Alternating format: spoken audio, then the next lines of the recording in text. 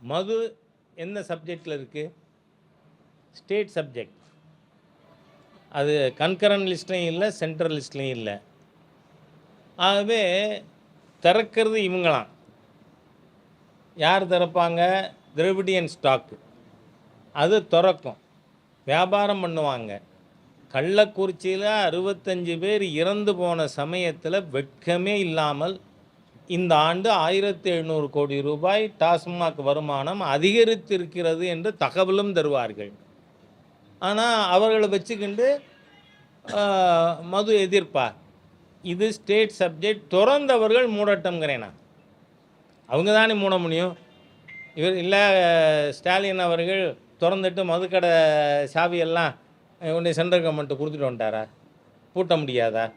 ஆகவே இது ஏமாற்றுகின்ற அரசியல் மோசடி மாநாடு, மக்களை ஏமாற்றுகின்ற மாநாடு, மதுவை ஊக்குவிப்பவர்களை காப்பாற்றுகின்ற மாநாடு. இது திசை திருப்பறதுக்கு இதில் மத்திய அரசாங்கம் கொண்டு வரணும்னு பேசுகிறதுக்கு ஒன்றுமில்லை.